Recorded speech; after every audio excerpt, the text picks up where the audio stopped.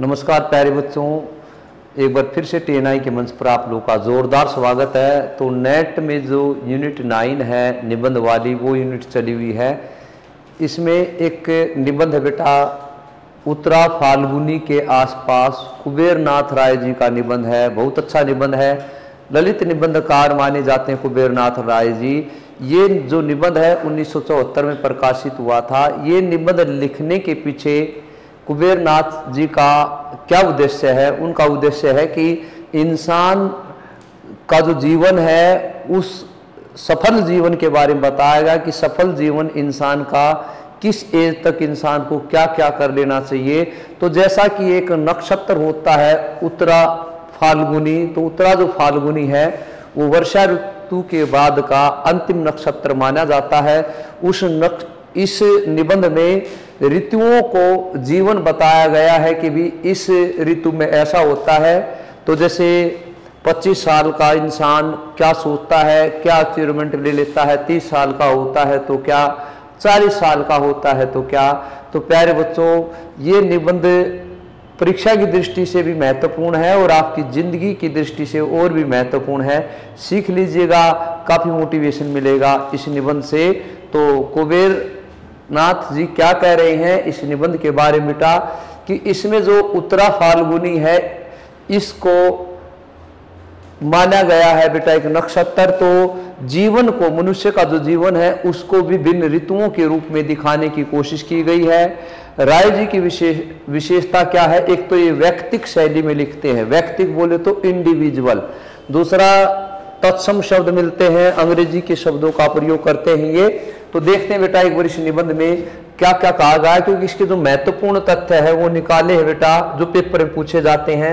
सबसे पहले इस निबंध के रचनाकार कुबेर नाथ राय हैं। ये ललित निबंधकार माने जाते हैं। इन्होंने अपने निबंधों में तत्सम शब्दों का तथा अंग्रेजी के शब्दों का प्रयोग किया है बेटा।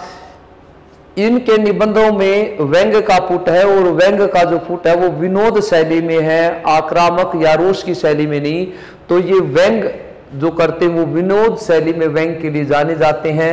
इनके जो निबंध है ज्यादातर विशेषता की बेटा वो व्यक्तिक शैली में अर्थात इंडिविजुअल शैली में लिखे गए हैं। तो ये जो निबंध है 1974 में प्रकाशित हुआ। इस निबंध में कुबेर नाथ राय जी ने मनुष्य के जीवन को ऋतुओं और नक्षत्रों के समान दिखाने की कोशिश की है कि भी ऋतुओं और नक्षत्रों के माध्यम से रचनाकार ने इस निबंध को समझाने की कोशिश की है कि जैसे जैसे समय बीतता चला जाता है तो जो समय एक बार चला गया वो वापस नहीं आता। और बड़ा अच्छा उदाहरण दिया है कि बहती हुई नदी में अगर हम एक बार पानी में, बहती हुई नदी के पानी में एक बार अगर हम हाथ डाल लेते हैं तो कितनी कोशिश करो, दोबारा अगर हम हाथ डालते हैं तो उस पानी में दोबारा हाथ नहीं डलता, अर्थात एक बार समय निकल गया तो दोबारा वो नहीं आएगा।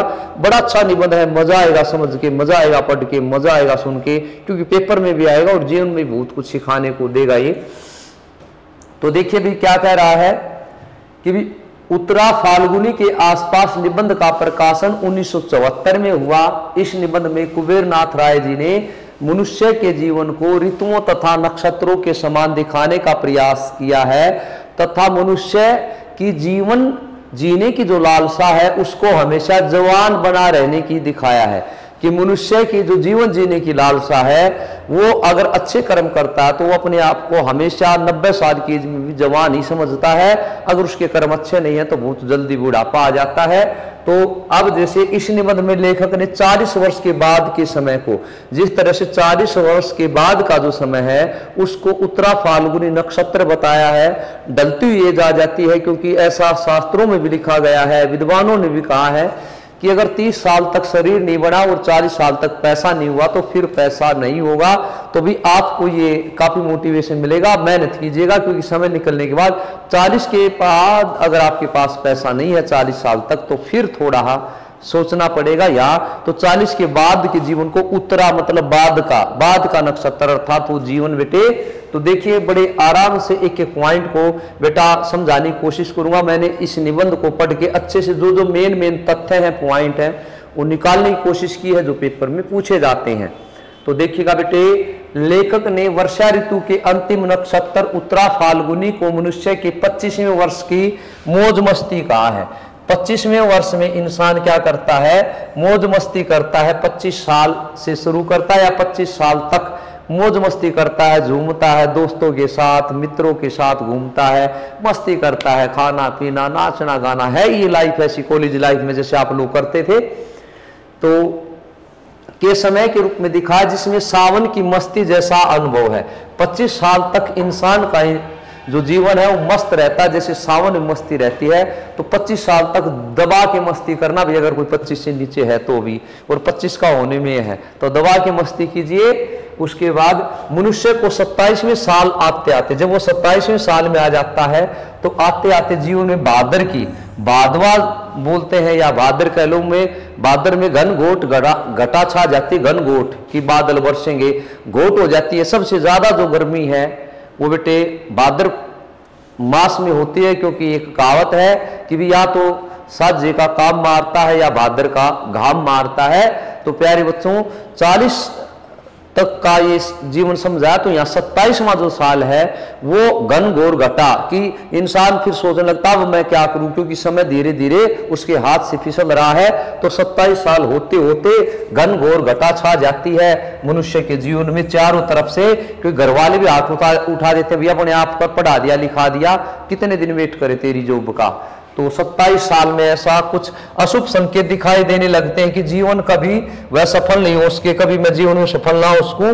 तो दो बातें कही हैं, 25 साल तक बड़ा प्लेटफॉर्म बना के तैयारी भी कीजिए, मौज मस्ती भी कीजिए, और ये भी मान लो कि अब मैं जॉब ले ही लूंगा या ले ही लूंगी। तो देखिए साहित्य बहुत कुछ सिखाता है।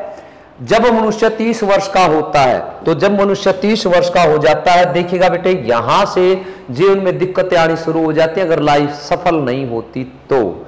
अभी तो लगता है कि कोई नहीं, ये कर लेते हैं वो कर लेते हैं, अगर सफल नहीं हुई तो 30 वर्ष का होता तो उसका जीवन भादर की विद्युत के समान, भादर की विद्युत के समान काम क्रोध और मोह का सुख भोग लेता है। वो काम वासना भी शांत हो जाती है, क्रोध भी शांत हो जाता है, मोह भी, क्योंकि उसके अंदर जो जोश होता है ना वो ढीला हो जाता है कि बस छोड़ो अब। अगर वो कामयाब नहीं होता तो, अगर कामयाब हो जाता है तो फिर बेटे वही बात है कि दिन प्रतिदिन उसकी जवानी के दिन बढ़ते जाते हैं। अगर कामयाब हो जाता है, अगर कामयाब नहीं होता तो फिर बेटा ये तीनों चीजों का सुख प्राप्त कर लेता है, डेफिनेट कर लेता है, क्योंकि शादी वगैरह भी हो जाती 30 साल तक। आजकल तो खैर और ज्यादा एज हो गई, लेकिन ऑलमोस्ट। सीखिए इस निबंध से। लेखक कह रहा है लेकिन हमें अपने जन्म के साथ, हमें अपने जन्म को सार्थक सिद्ध करना है। हमें अगर अपने जन्म को सार्थक सिद्ध करना, कुछ बन के दिखाना है, तो 25 से लेके 40 से ज्यादा, 25 से लेके 40 साल तक हमारे पास समय है। आप कामयाब हुई, उसके बाद दुनिया आपको पूजेगी। आप मेहनत कीजिएगा ज्यादा से ज्यादा 45 साल तक। अगर कोई 45 साल तक बढ़िया लेवल पर बिजनेसमैन या टॉप लेवल का इंसान महात्मा नहीं बना, तो उसके बाद 45 के बाद फिर तो बेटे हाँ अनेक रोग घेर लेते हैं। तो ये आपका समय है, 25 साल तक गवर्नमेंट जॉब ले लो, और उसके बाद फिर अपनी पदवी कितना ही बढ़ाओ, प्रमोशन कराओ, और बड़े बड़े टेस्ट क्लियर कीजिएगा, या अपने आप को जितना उतना वाइड करोगे। बढ़ते हैं आगे, जिसमें हम अपने जीवन की भूमिका तैयार, जिसमें ये जो एज है इसमें जीवन की भूमिका तैयार करनी होती है। तो ज्यादातर बच्चे 25 के आसपास हैं जो बेटा पीजीटी की तैयारी करें, या फिर नेट का है, ये नेट की तैयारी कर रहे हैं, तो आप इस एज के आसपास हैं, तो आप अपनी प्लेटफॉर्म तैयार करके और 40 साल तक आप कामयाब हो जाइएगा। उसके बाद देखिएगा बेटा, जिसने इस अपने जीवन की भूमिका तैयार करनी होती है उसके लिए सुनहरा अवसर है। बाद का समय तो फल प्राप्ति का होता है। फिर आपने जो मेहनत कर ली, मान लो आपने गवर्नमेंट जॉब ले ली या कोई बिजनेस सेटल कर लिया, बाद में तो फल प्राप्ति का होता है कि फिर उसका आनंद लेना है। करने का हम जन्म लेते हैं, हम ये सब करने के लिए जन्म लेते हैं, वह तो 25 से 45 वर्ष जो हम करने के लिए जीवन में जन्म लेते हैं वो 25 से 45 वर्ष तक का समय होता है। बेटे इस निबंध को नेट के पाठ्यक्रम के अलावा अपने जीवन में उतार लीजिएगा। बहुत बेहतरीन बातें, लाखों रुपए की बात कर रखी बेटा। पुस्तकों में इतना करोड़ों अरबों की संपत्ति छिपी हुई है, अगर कोई निकालने वाला हो तो। जो जीवन में कुछ करके दिखाता है, किसी चीज का निर्माण करता है, वह लंबे समय तक युवा रहता है। देखो भाई कितनी बढ़िया बात कही है। अगर जीवन में आप कामयाब हो गए, कुछ करके दिखा दिया, तो आप लंबे समय तक जवान रहोगे। इसका मतलब अगर आपने अपनी जिंदगी को सफल बना लिया तो बुढ़ापा नहीं आएगा। क्योंकि हमारी जिंदगी का एक महत्वपूर्ण, कहते हैं ना कि पैसा सब कुछ नहीं है लेकिन बहुत कुछ है, इस बात को याद रखना। पैसे के बगैर, तुलसीदास जी ने भी कहा कि भी दुनिया का सबसे बड़ा जो दुख है वो गरीबी है, अर्थात दरिद्रता है। तो अगर आप अपने जीवन को सफल कर रहे हैं तो कितनी बढ़िया बात कही है, तो आप लंबे समय तक युवा रहेंगे। प्राचीन या बहुकालीन का मतलब बुढ़ापा नहीं है। प्राचीन या बहुकालीन का मतलब बुढ़ापा नहीं है कि मान लो आपकी एज 70 साल होगी, बुढ़ापा नहीं। अगर आप सफल हैं तो 90 साल तक देख लो, क्रिकेटर, फिल्म स्टार, इनका कुछ नहीं बिगड़ता, क्योंकि इन्होंने अपना लाइफ सेटल कर ली ना, तो कमाने की वो टेंशन नहीं है। वाह यार रहा है, नाम कमा लिया तो अच्छे से अपनी इंजॉय करते हैं लाइफ को। क्योंकि जो सर्जक है, अर्थात जो उसने निर्माण किया अपने जीवन का, पिता या परफेक्ट है, वो पिता है मतलब वो समामी है, और वो पिता भी है तो कैसा परफेक्ट पिता। औलाद कहेगी एक नंबर के पेरेंट्स हमारे, किसी चीज की मनाही नहीं है, कुछ भी खर्चो, कुछ भी करो। क्यों करेंगे मनाही? क्योंकि उनके पास पैसा है बेटे, उनके पास सुख सुविधाएं हैं। मना तो करेगा ना बेटा जिसके पास है नहीं, है ना। वह नई लीक का जनक होता है क्योंकि उसने अपना रास्ता खुद बनाया है। वह भले ही दिखने में सुंदर न हो, अगर देखिए वो बढ़िया बात कही है, दिखने में सुंदर ना हो, जवान ना हो, चाहे उसका बाल झड़ जाए, उसके दांत गिर जाए, वह गला सड़ा या दबा हुआ नहीं हो सकता, क्योंकि उसके विचार गले सड़े और दबे हुए नहीं है। ये प्रकृति है, भी किसी के बाल झड़ना, ये झड़ना वो प्रकृति का काम है, लेकिन वो भूलकर भी दबा हुआ गला सड़ा क्योंकि उसके विचार नहीं है, उसने खुद अपना रास्ता तय किया है। जवानी एक चमचमाती तलवार के समान होती है। जवानी जो है ना, कहते हैं ना जवानी जवानी होती है बेटा चमचमाती तलवार, और इसमें कुछ ही दिन की होती है, तो इसका दोनों तरह से फायदा उठाना, मौज मस्ती भी करनी है और कामयाब भी होना है। यूं नहीं कि जवानी फिर दोबारा नहीं आएगी, कामयाब नहीं हो तो फिर वो मौज मस्ती याद आएगी जी, कामयाब नहीं हो मौज मस्ती करते थे। तो देखिए जवानी चमचमाती हुई तलवार के समान है, जिसकी रग रग में फास्फोरस भरा हुआ है ना, कि हजारों सूर्य के समान गर्मी है। जवानी में गर्मी रहती है ना, और इसकी वाणी में होठों से देवताओं से ज्वाला निकलती है, बिल्कुल कड़क आवाज होती है। और कई तो लिखवाए फिरते अपनी टी शर्ट के आगे पीछे भी होठ। अब होठ के आगे मैं नहीं लगाऊंगा, क्या लगाते हैं वो होठ, वो मतलब वो जवान है इसलिए होठ है ना। मनुष्य के जीवन का 30वां वर्ष लीजिएगा भी, जब वो 30वें वर्ष में एंट्री मारता, प्रवेश करता है, तो ये सबसे भयंकर माना गया। ये वर्ष सबसे भयंकर होता है। यही वह समय है जो मनुष्य जीवन की दिशा निर्धारित करता है कि भी वो मनुष्य का जीवन किधर जाएगा, अर्थात 30 साल तक कि भी वो कामयाब होगा या नहीं, तो निर्धारित कर लेता है। ध्यान से सुनो भाई, सभी ध्यान से सुनिएगा, आपके जीवन की बात है ये। जिंदगी रूपी सांप, ये जिंदगी रूपी सांप है, ये क्या कह रहा है, इस समय फन उठाकर सामने खड़ा दिखाई देता है। क्योंकि 30 साल तक अगर आपने प्लेटफॉर्म तैयार नहीं किया था 25 तक, तो वो जीवन रूपी जो सांप फन उठा के खड़ा होता, अब क्या करेगा, अब कहां जाना है बता। क्योंकि हम अपना टारगेट सेटल कर ही नहीं पाए, क्योंकि यह समय किसी भी मनुष्य की कीर्ति या गरिमा का समय होता है। इतिहास इसका साक्षी है, क्योंकि कीर्ति और गरिमा, जिसको आगे बढ़ना वो भी, और जिसको यश प्राप्त करना है उसका समय होता है। साक्षी इसका गवाह है। महात्मा बुद्ध ने 29 वर्ष की अवस्था में गृह त्याग कर दिया था। ऐसा माना जाता है प्रभु श्री राम को भी 30 वर्ष के आसपास वनवास हुआ था, ऐसे आंकड़े हैं वे, ठीक है। और अवस्था, और ये कह रहा है कि एक गिरि शिखर प्रवचन दिया था किसने, महात्मा बुद्ध जी ने।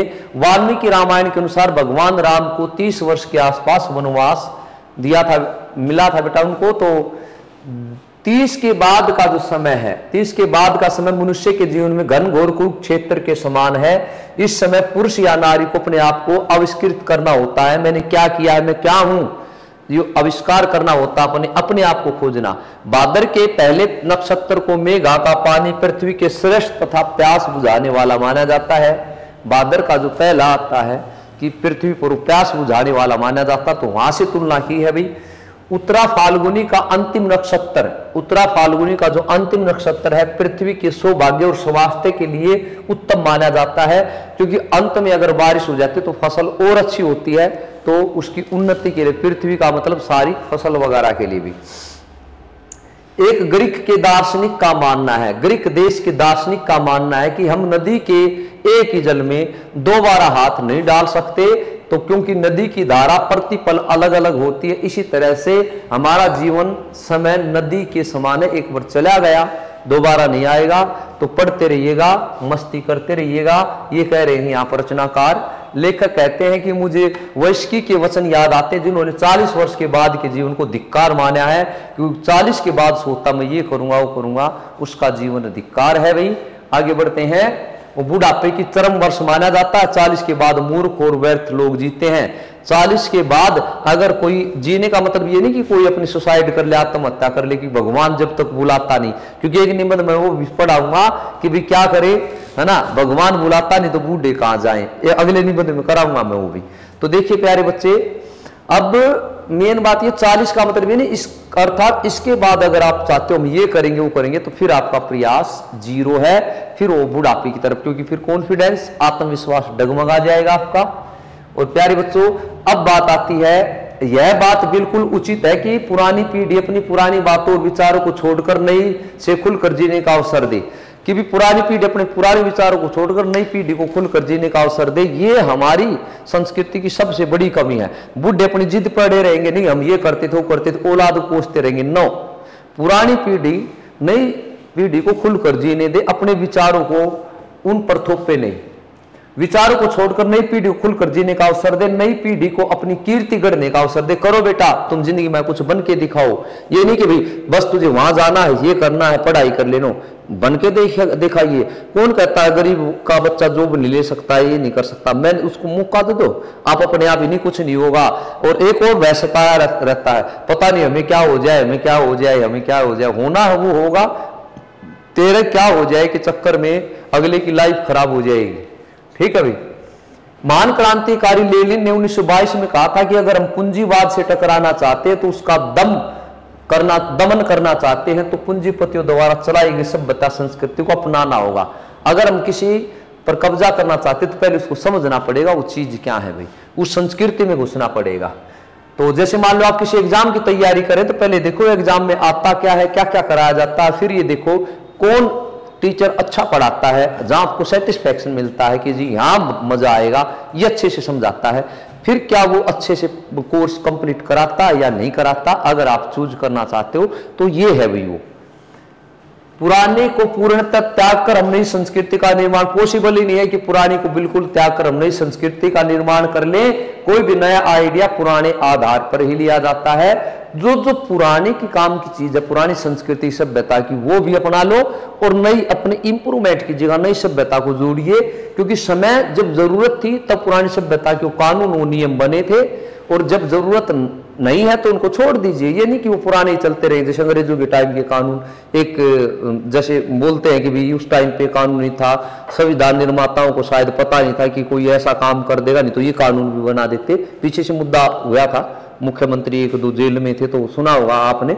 तो देखिए कि भाई कोई भी नया आइडिया पुराने पर नहीं प्रयोग किया जाता, पुराने को अस्वीकार करके नया आविष्कार किया जाता, लेकिन पुराने को पूरी तरह छोड़कर नहीं।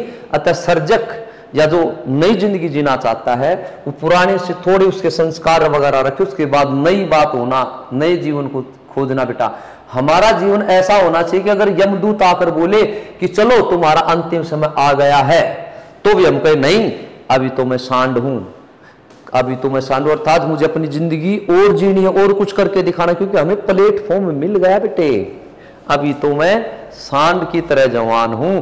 तो भी इस जोश के साथ अगर आप पढ़ोगे तो प्यारे बच्चों डेफिनेट ये निबंध भी क्लियर होगा, आपकी जिंदगी में भी आपको मोटिवेशन मिलेगा। तो बेटे अगले निबंध के साथ मैं फिर आऊंगा, तब तक के लिए मुस्कुराते रहिए।